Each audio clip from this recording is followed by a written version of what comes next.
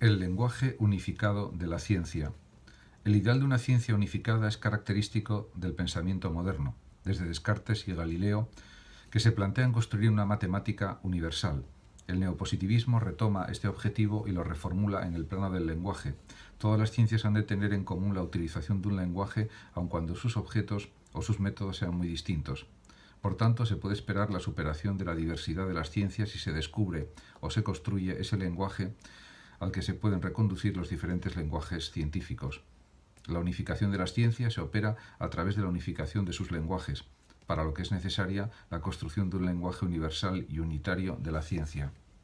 En un primer momento, la obra de Carnap, La estructura lógica del mundo, 1928, defiende como condición básica de ese lenguaje que sus enunciados básicos se refieran a sensaciones y experiencias sensoriales y no a objetos físicos, que solo son construcciones hipotéticas a partir de las sensaciones.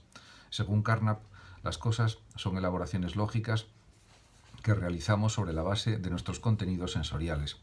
El mundo objeto de mi experiencia tiene como elementos últimos los datos de mis sentidos. Por tanto, lo propio de las proposiciones científicas, por ejemplo, las de la física, debe ser la posibilidad de que puedan quedar reducidas a un lenguaje compuesto de símbolos de los contenidos sensoriales. El problema principal de esta propuesta es que no garantiza la objetividad de la ciencia ni su exigencia de universalidad. Esta se fundaría en designaciones y descripciones de experiencias sensoriales cuya identidad en diferentes individuos no está asegurada al tratarse de sus experiencias subjetivas.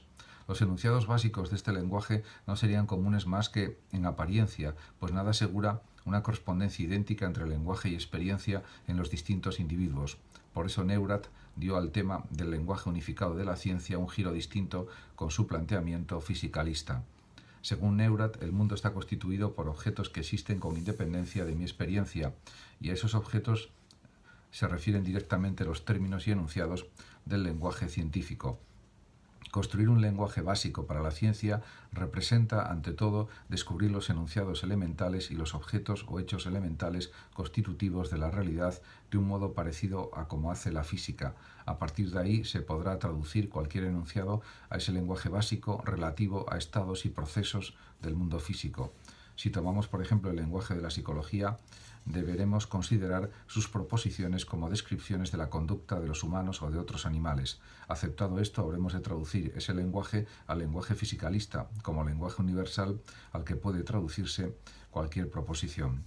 Aunque en la línea de la primacía y ejemplaridad que la física viene teniendo como modelo de conocimiento desde el siglo XVIII, el fisicalismo sufre las consecuencias de los avatares de esta ciencia a lo largo del siglo XX, en cuyo seno mismo se cuestiona la naturaleza referencial o realista de su propio lenguaje.